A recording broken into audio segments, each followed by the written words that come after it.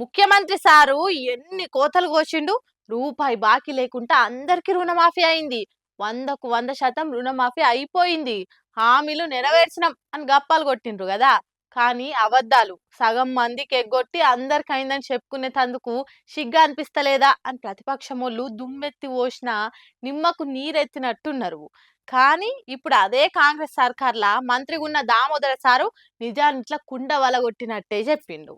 ఆరోగ్య దవాఖాన్ల శాఖ మంత్రి దామోదర సారన్న ఆఖరికి నిజం ఒప్పుకుండు. కాంగ్రెస్ వాళ్ళకి అలవాటైన సిగ్గు అనిపిస్తలేదు కావచ్చు గాని జనాలకైతే వాళ్ళ మాటలు వింటుంటే సిగ్గే అనిపిస్తుంది. రుణమాఫీ మొత్తం కాలేదని ఇప్పటికీ బ్యాంకుల చుట్టూ వ్యవసాయ శాఖ ఆఫీసర్ల చుట్టూ రైతులు చెప్పులు అరిగేటట్టు తిరుగుతూనే ఉన్నారు. కానీ సర్కారు వాళ్ళేమో 100% అయిపోయిందని బడాయి చెప్తుంది.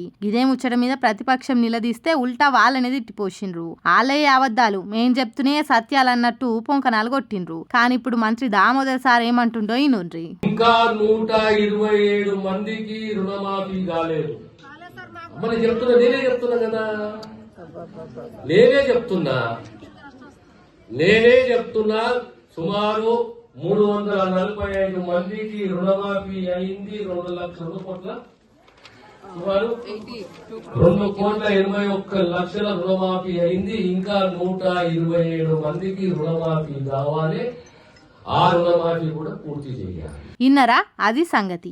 రుణమాఫీ అందరికి రాలేదని నాకు కూడా తెలుసు. కానీ అందరు ఓపిక పట్టాలి అనుకుంటా పబ్లిక్ లా నిజం ఒప్పుకుండు సారు. ఓ మంత్రి ఏమో ఇట్లా నిజంగానే రుణమాఫీ మొత్తం కాలేదని చెప్తాడు. డిప్యూటీ సీఎం సార్ ఏమో రుణమాఫీ రూపాయి బాకీ లేకుండా ఇచ్చినామంటాడు. ఇక సీఎం సార్ అయితే గింత గొప్పగా రుణమాఫీ నేను తప్ప ఎవ్వరు చేయలేరని గప్పాలు కొట్టిండు. మరి ఇప్పుడు సహచర మంత్రే పబ్లిక్ లా గింత బహాటంగా నిజం చెప్పిండు కదా. దీనికి ఏమంటారో చూడాలి.